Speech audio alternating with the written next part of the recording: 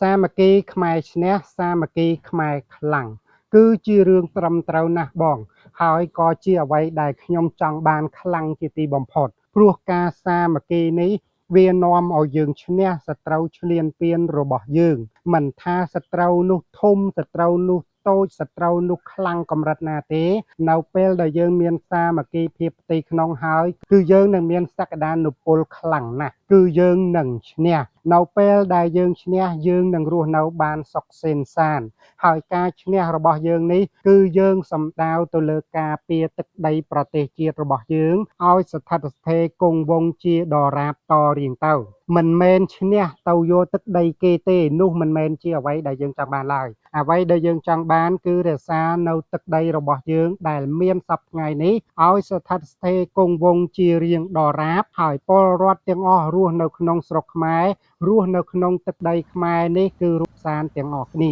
នេះគឺជាអ្វីដែលយើងចង់បានសាមគ្គីខ្មែរខ្លាំងសាមគ្គីខ្មែរឈ្នះពលរដ្ឋខ្មែរស្ទើរតែទាំងអស់គ្នាហើយគឺចង់បានខ្ញុំក៏ចង់បានខ្លាំងណាស់ប៉ុន្តែយើងត្រូវសួរនៅសំណួរមួយថាតើធ្វើដូចម្ដេចដើម្បីឲ្យយើងមានសាមគ្គីផ្ទៃក្នុងរបស់ប្រទេសខ្មែរយើងសាមគ្គីរវាងពលរដ្ឋនិងពលរដ្ឋសាមគ្គីរវាងមន្ត្រីនិងមន្ត្រីសាមគ្គីរវាងពលរដ្ឋនិងមន្ត្រីសាមគ្គីរវាងគណៈបកមួយនិងគណៈបកមួយសាមគ្គីរបស់ប្រជាជាតិខ្មែរទាំងមូលតើធ្វើយ៉ាងដូចម្ដេចទៅទើបអាចមានសាមគ្គីទូទាំងប្រទេសបានដើម្បីបាននៅសាមគ្គីទូទាំងផ្ទៃប្រទេសនេះគឺវាមានយន្តការជាច្រើនដែលនឹងលើកយកមកនិយាយហើយយន្តការខ្លះត្រូវបានអនុវត្តយន្តការខ្លះមានប្រសិទ្ធភាពយន្តការខ្លះមិនមានប្រសិទ្ធភាពនោះទេ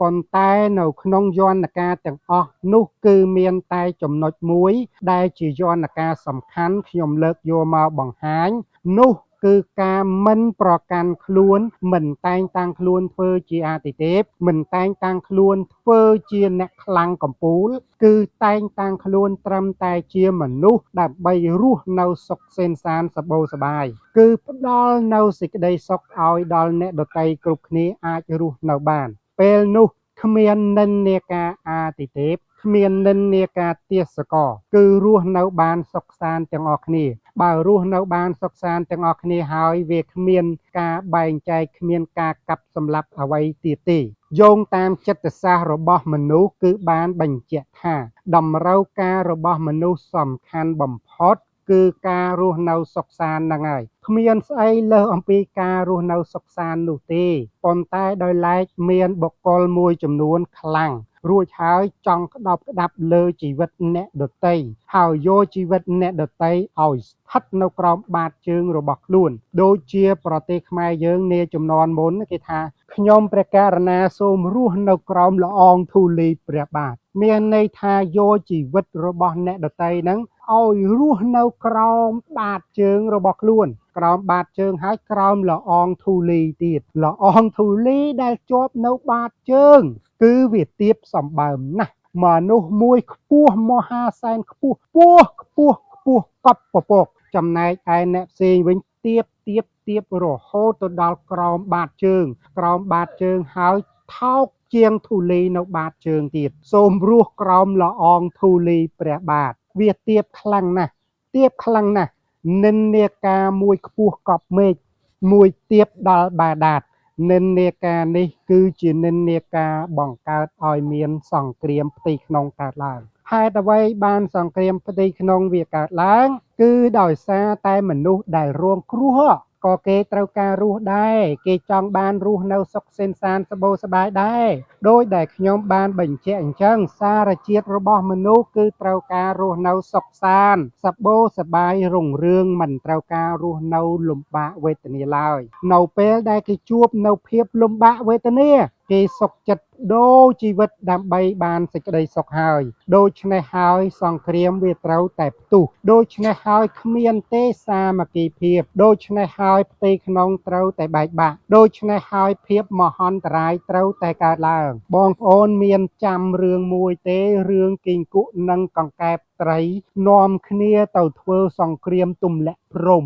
ណារឿងនេះគឺជារឿងទេវកថា ថាប៉ុន្តែនិយាយអំពីរឿងរ៉ាវមួយនៅក្នុងប្រវត្តិសាស្ត្ររបស់ខ្មែរយើងព្រោះពីអតីតកាលខ្មែរយើងកាន់នៅព្រហ្មញ្ញសាសនាហើយព្រហ្មញ្ញសាសនាបានយកជីវិតមនុស្សទាំងអស់ធ្វើជាទាសកររបស់ព្រហ្មដូច្នេះហើយគ្រប់អ្វីទាំងអស់ជីវិតមនុស្សជីវិតសត្វទាំងអស់គឺគ្មានតម្លៃទេរស់នៅលំបាកវេទនាមហាសែនវេទនាអញ្ចឹងហើយបានជាក្នុងនាមកង្កែបក្នុងនាមគីងគក់ក្នុងនាមត្រីក្រាញ់ត្រីអណ្ដែងក៏សុខចិត្តស្រវេស្រវាចូលរួមដើម្បីធ្វើសង្គ្រាមទម្លាក់តាព្រំដែរណាមើលរឿងព្រេងនិទានហ្នឹងទៅនោះមានន័យថាយ៉ាងម៉េចមានន័យថាគេមិនសុខចិត្តរស់នៅក្នុងភាពលំបាកវេទនាទេបើរស់នៅក្នុងភាពលំបាកវេទនាហើយស៊ូស្លាប់ហើយរស់មួយថ្ងៃស្លាប់ក្នុងនាមជាពលរដ្ឋប្រសើរជាងរស់មួយជីវិតក្នុងនាមជាទាសករមានន័យថាបើយើងចង់បាននៅសាមគ្គីភាពចង់បាននៅការរួបរួមចង់ឲ្យប្រទេសជាតិយើងខ្លាំងក្លាចង់ឲ្យយើងអាចរស់នៅសុខសាន្តពិតប្រាកដដូចជាខមមិនរបស់បងលុះត្រាតែយើងមាននិន្នាការកណ្ដាលនិយមព្រះពុទ្ធប្រាប់យើងថាផ្លូវកណ្ដាលគឺជាផ្លូវទៅឋានសួគ៌កុំពេ